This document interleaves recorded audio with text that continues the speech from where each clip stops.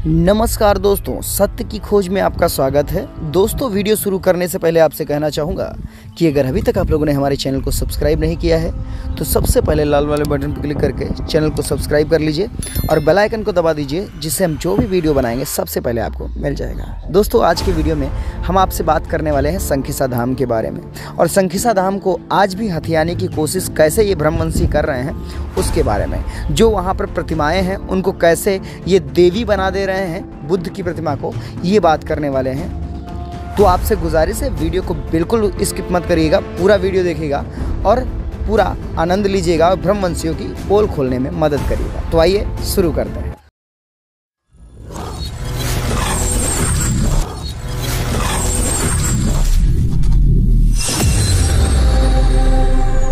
दोस्तों, भारत का इतिहास बहुत ही पेचीदा है। ऐसा इतिहास कभी किसी देश का नहीं रहा है, लेकिन भारत के इतिहास को बदलने की पूरी कोशिश की गई है।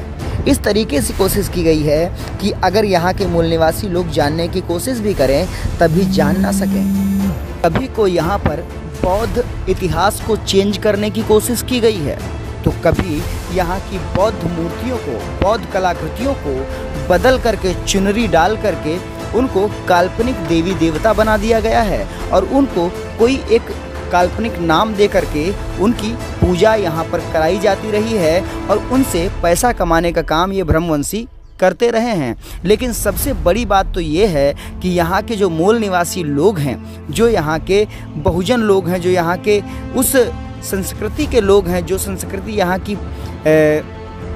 विरासत है, यहाँ की धम्म संस्कृति के लोग हैं, हमेशा से ही इस धम्म संस्कृति के लोग, यहाँ के धम्म विरासत के लोग जो हैं वो यहाँ पर जानने की कोशिश नहीं कर पाते हैं और वहीं ब्राह्मणवाद में घुसे और उन्हीं को पेमेंट किया करते हैं, उनको पैसे दिया करते हैं, जिससे उन ब्रह्मवंशियों के बच्चे तो बाहर विदेशों में पढ़ाई करते हैं, अच्छी साइंस की जानकारी लेते हैं, लेकिन यहाँ के मूल निवासी लोग हैं वो सिर्फ और सिर्फ यहाँ धर्म में भटक के रह जाते हैं और यहाँ पे लोगों में आपस में लड़ते रहते हैं, शिक्षा से दूर हो जाते हैं और शिक्षा को समझ नहीं पाते। और यही कारण रहता है कि वो अपने पूर्वजों को नहीं पहचान पाते हैं।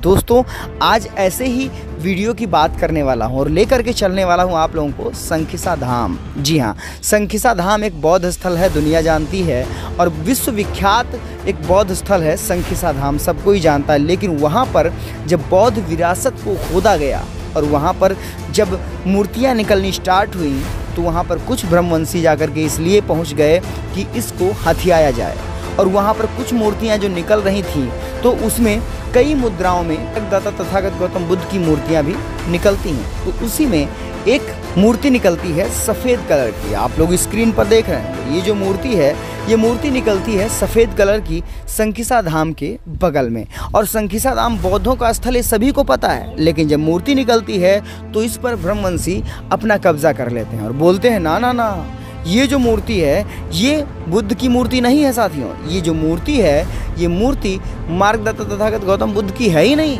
ये जो मूर्ति है ये मैया बिसारी देवी की मूर्ति है और बिसारी देवी पर चुनरी डाल करके पूजा करनी शुरू कर देते हैं। जबकि दूर से ही दिख रहा है कि जो मूर्ति है वो पूर्णतः तथागत बुद्ध की मूर्ति है।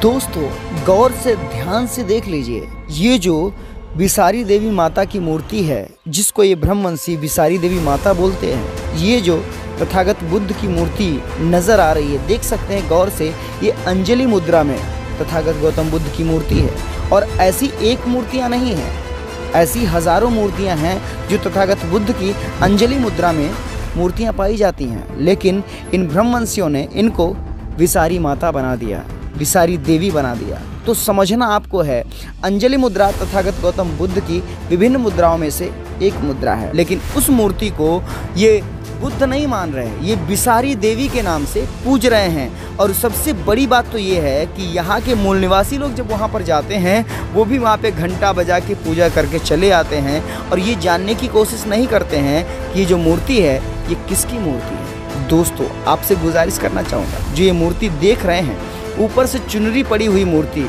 इसको थोड़ा जूम मारिए और जूम मार करके अपनी आँखों से देखिए कि ये मूर्ति किसकी है। अगर अब भी यकीन नहीं हो रहा तो अब देख लीजिए, बिना चुनरी की मूर्ति देख लीजिए, ये मूर्ति किसकी है? ये मूर्ति मार्गदाता तथागत गौतम बुद्ध की मूर्ति है। ये किसी बिसारी देवी की मूर्ति नहीं है, बिसारी माता की मूर्ति नहीं है।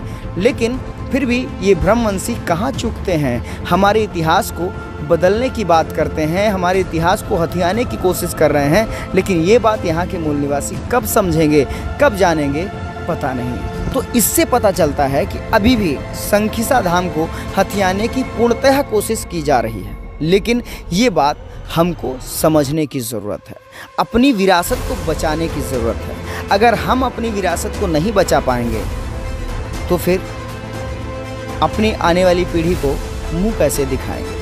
क्योंकि अब तक हम नहीं जानते थे कि हमारा इतिहास क्या है। लेकिन यहाँ पर जब हमको शिक्षा मिली है ये जानने के लिए हमारा इतिहास क्या है, तो फिर हम पीछे क्यों हैं? हमको भी हमारा इतिहास जानने का हक है, हमारा इतिहास जानने का अधिकार है और अपने इतिहास को बचाने का अधिकार है।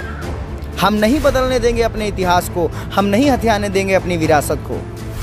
तथागत बुद्ध यहाँ की कण-कण में निकलते हैं, जहाँ पर खुदाई होती तथागत बुद्ध निकल जाते हैं। वहीं पर ये ब्रह्मवंशी मनु के वंशज पहुँच जाते हैं और बोलते हैं कि नहीं, ये तो फलानी देवी हैं, ये ढमाकी देवी हैं।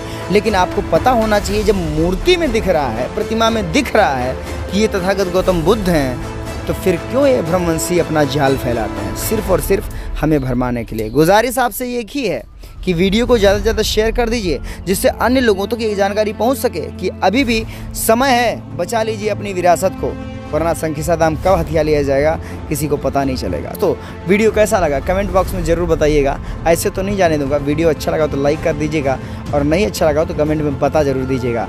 दोस्तों मिलते हैं अगले वीडियो में, तब तक के लिए बाय बाय, टेक केयर।